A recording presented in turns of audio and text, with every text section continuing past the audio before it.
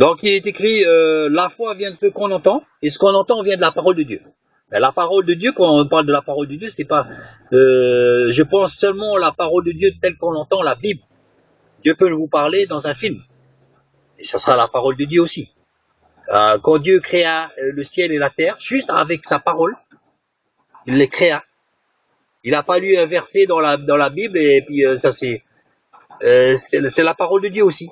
Ça c'est la parole de Dieu. La parole de Dieu, c'est comme notre Père, c'est un modèle.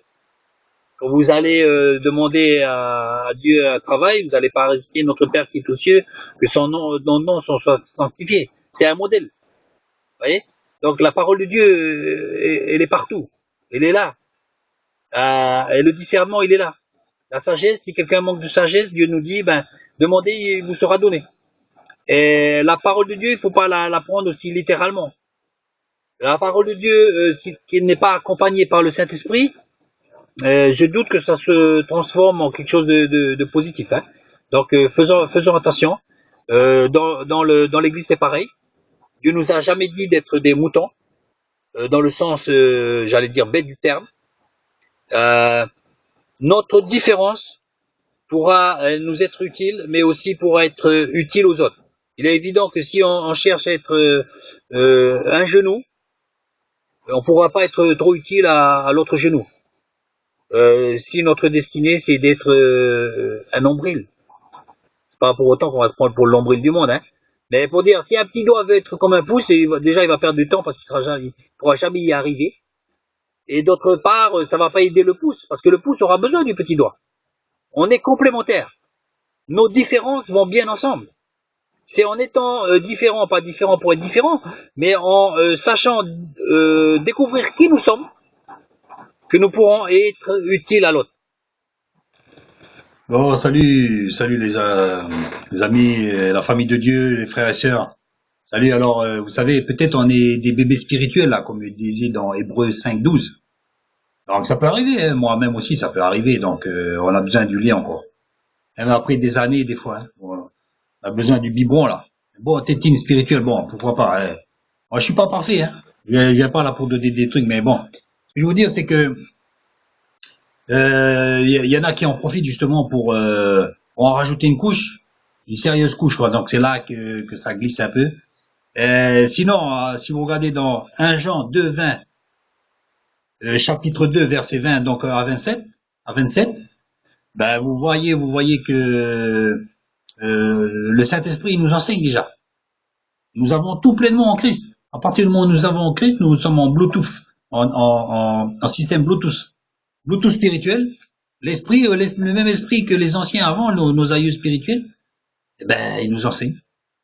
Ils nous enseignent, on a accès au même esprit. Donc c'est extraordinaire, une source divine, là, directement qui donne ça à ses enfants. Alors vous regardez dans Jean, chapitre 6, verset 45, pareil. Hébreux 8, 11. Hébreux 8, 11. Mignon, c'est là. Donc, et Jérémie 31, 34. Jérémie 31, 34. Voilà. Je dis qu'ils en remettent une couche parce que il y en a certaines personnes là qui, comment dire, personne n'enseignera son prochain parce que tous auront la connaissance. Cette connaissance, nous l'avons. Évidemment, ça veut pas dire que l'enseignement est mauvais. Il y a des fois, on aime bien écouter les messages. Hein, il y a des messages et tout ça. Mais le plus valorisant, c'est d'avoir des témoignages, des choses que les gens y font, les pasteurs ou même le frère de base là. Faut le faire monter à l'estrade un peu, puis quelqu'un a un témoignage aujourd'hui. Ah ouais, c'est bien. Et là, ça enrichit les expériences. Voilà, on a parlé à des personnes donc sont venues, on a prié, ils sont guéris. On a fait une quête et puis on a pu donner à manger à certains, etc. Là, c'est valorisant. Maintenant, ce qui se passe, on donne beaucoup je dirais, des sermons en micro-ondes. C'est toujours le même enseignement, mais on change de sauce, mais c'est toujours la même barbaque, ouais. Et ça valorise plus la personne qui parle que les autres, parce que bon, finalement, vous savez très, très bien, hein, bien souvent, on connaît ces choses-là.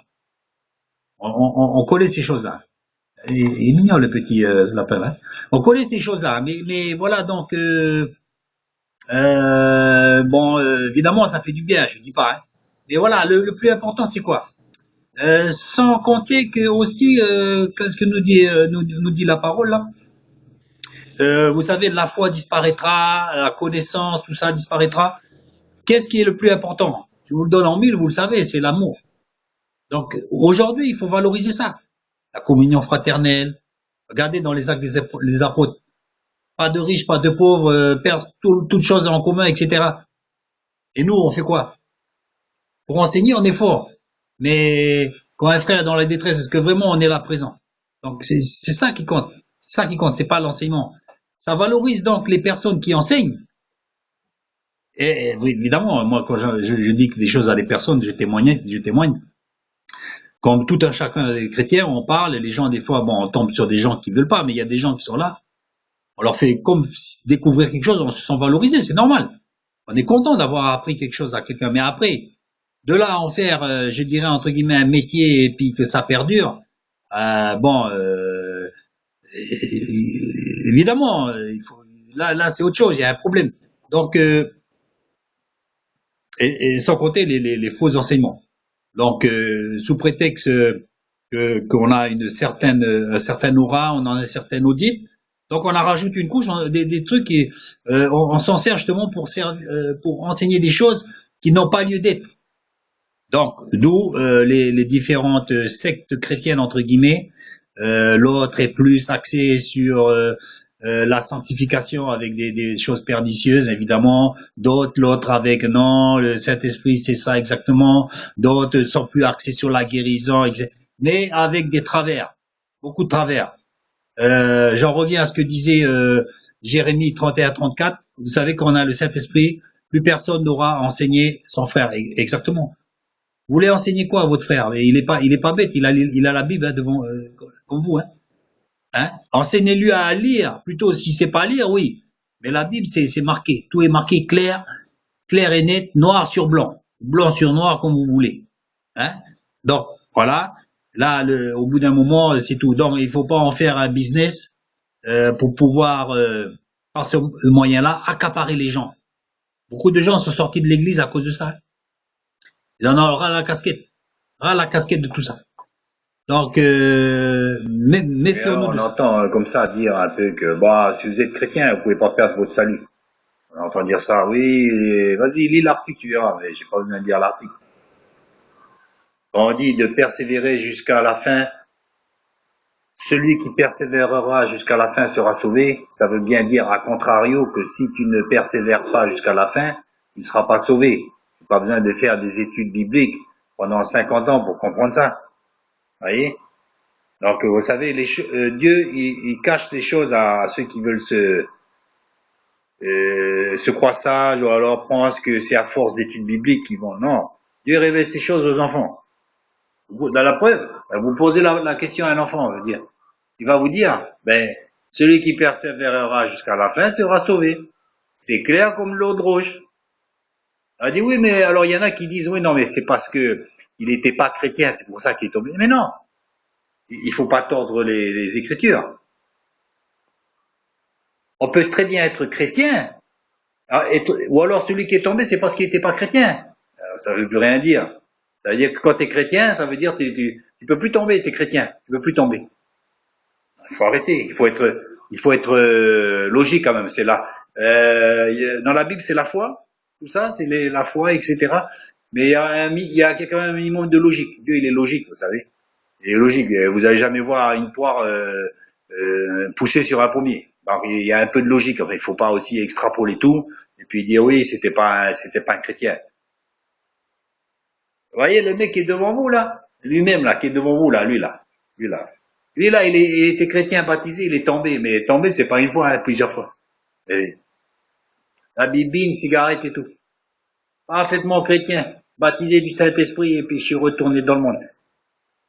Ce jour-là, j'aurais été repris. Il serait advenu que je sois shooté par une voiture, n'importe, AVC, n'importe, je serais mort. Vous croyez sincèrement que j'irai auprès du Père après m'avoir vautré dans les plaisirs immondes? Soyons logiques un peu. celui qui persévérera jusqu'à la fin sera sauvé. Il y en a un jour, un autre qui m'a dit aussi, là, dans une petite église, là, il m'a dit, regarde, tiens-moi la main. Alors, j'ai tenu la main, il dit, mais non, lâche la main. J'ai lâché la main, mais lui, il tenait toujours. Il m'a dit, tu vois, c'est ça. Ça veut rien dire. Dieu, c'est un gentleman. Si tu veux te retirer en arrière, il va pas t'empêcher, hein. Il va pas dire non, non, non. Il va te laisser. Dieu, c'est pas ça. Évidemment qu'il aura toujours un œil sur toi, il cherchera toujours à te ramener. Parce que Dieu est amour. Bien sûr. Mais, moi, les 400 coups que j'ai faits, je les ai faits, hein. Je les ai faits. Dieu, il était pas venu là pour m'arrêter. Parce que Dieu, c'est un gentleman. Il respecte le libre choix. Donc, arrêtez de tordre les Écritures.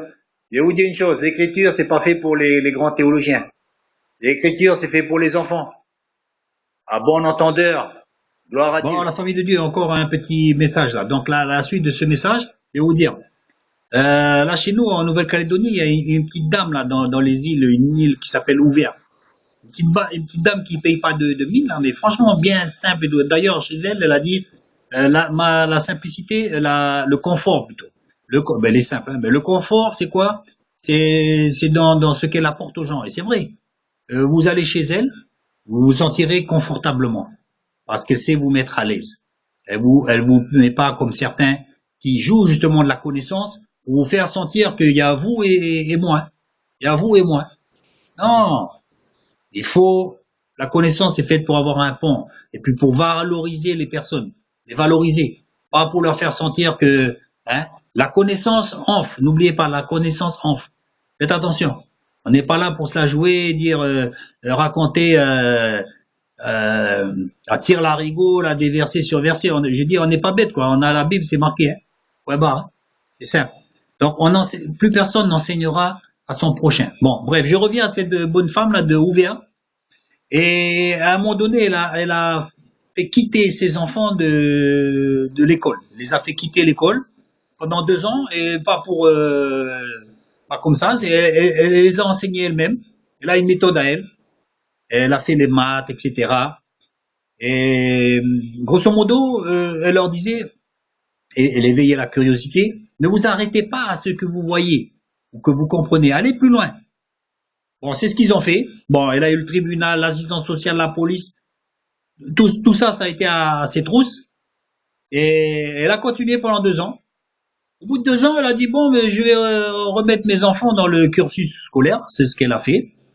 Comme quoi, elle n'est pas bornée, hein. Elle n'est pas bornée, elle n'est pas contre le système de l'enseignement aussi, hein. Pareil, hein. Donc, elle a remis ses enfants à l'école, au bout de 2 ans. Et donc, juste après ça, à la rentrée, elle reçoit un coup de fil. Est-ce que vous pouvez venir me voir? Et elle avait peur. Elle dit, purée, j'espère que mes gosses n'ont pas fait une bêtise. Comme ça fait 2 ans qu'ils sont pas à l'école, je pense qu'elle pensait comme ça, quoi. Elle arrive là-bas à l'école. Non, non, c'est pas. En fait, c'est un problème. Le problème, c'est qu'ils sont meilleurs que les élèves de leur classe. Ils étaient meilleurs. Et certainement qu'elle a été soulagée là-dedans. Donc, ils étaient meilleurs. Donc, ils les ont surclassés. Ils ont dû le mettre dans d'autres classes. Ils étaient meilleurs. Donc, maintenant, vous allez faire ça, peut-être que vous allez avoir un fiasco, hein. Ne dites pas ce que je n'ai pas dit.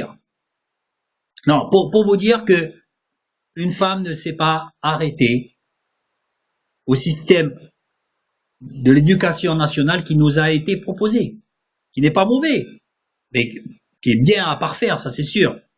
Mais elle a carrément réagi comme ça. Donc, les résultats ont été là. Les résultats ont été là. Et c'est une simple dame, une simple femme, vraiment madame tout le monde, hein, qui vit vraiment dans la modestie et qui parle simplement. Donc, spirituellement, c'est pareil. Il faut pas s'arrêter à non seulement ce que la Bible dit, parce que la Bible dit, elle est accompagnée d'un esprit. Et si on n'a pas l'esprit, vous allez faire, je pense, exactement comme nos grands frères juifs là, qui des fois se mettent des serpentins là autour là, chaque côté, ou alors des phylactères là autour des bras, des avant-bras. Pourquoi? Parce qu'il est écrit je mettrai les versets autour de tes mains, un truc comme ça. Donc voilà, eux, ils les ont appliqués littéralement. Alors, si vous vous amusez littéralement, attention, parce que des fois, c'est littéralement qu'il faut appliquer, mais des fois, c'est carrément spirituellement qu'on juge ces choses. Donc avec l'Esprit Saint. L'Esprit Saint, c'est la clé. Hein. Si vous n'avez pas l'Esprit Saint, vous amusez pas à lire la Bible et puis à en faire des doctrines là comme ça. Hein. C'est peut-être un peu pour ça que les cathos là, ils voulaient pas que certains lisent la Bible avant. Hein. Et on peut comprendre, hein, on peut comprendre ces choses-là. Mais bon, voilà. Donc cette bonne femme là, c'est spirituellement, c'est pareil. Il y a des gens qui n'ont pas de grands bagages spirituels, mais qui sont des caïds spirituels et qu'on ne remarque pas forcément. Mais c'est des gens qui envoient de l'air, comme on dit. Hein. Donc, ne faut pas regarder comme nous on regarde, comme cette vieille dans le temple que le Christ faisait remarquer à ses disciples et qu'on ne remarquait pas. Et ainsi en est-il aujourd'hui dans nos églises. Essayons une prière pour nous, si je peux dire, voilà, c'est un enseignement évidemment, de regarder comme Dieu voit, comme Jésus voit. Hein. Il n'est pas question évidemment de chercher qui est le plus grand pour le mettre sur un piédestal et l'aduler. Non, chacun de nous est important. Hein. Si moi je vais essayer de faire comme le genou alors que je suis le petit doigt, je vais me planter. C'est pas le but du jeu. Uniquement notre différence pourra servir à l'autre différence, à l'ensemble. C'est à partir du moment où on est comme on est, on a trouvé qui on est, qu'on pourra être utile. Et en étant un clone spirituel, ben non, c'est pas la peine. On n'est pas là pour hein, un petit doigt reste un petit doigt et peut-être on le remarque pas, mais si vous n'avez pas le petit doigt pour fermer la main, eh ben même le pouce aura plus de difficultés. Hein. Non, tout le monde est utile. Chacun de nous est utile dans l'Église. Hein. Méfiez-vous donc de l'enseignement. Je le répète dans Jérémie 31-34, plus personne n'aura à enseigner son prochain, car tous auront la connaissance. Il est bien évident qu'il y en a qui enseignent pour se valoriser, mais valoriser, c'est pas valoriser l'Église, mais c'est se valoriser eux-mêmes. Donc le plus important, comme dit la parole, hein, c'est l'amour. Hein. La communion fraternelle, c'est ça le plus important. Passer du temps à enseigner, c'est, je crois, contre-productif. Lire des enseignements qui sont déjà dans la parole, ça on peut le faire. Le plus important, c'est développer la communion fraternelle, car les prophéties prendront fin, la connaissance aussi, la foi même, mais seul l'amour restera. Donc c'est la communion fraternelle. Donc c'est là ce à quoi nous devons nous atteler urgemment. Salut les mecs, la famille de Dieu. Hein. Ciao.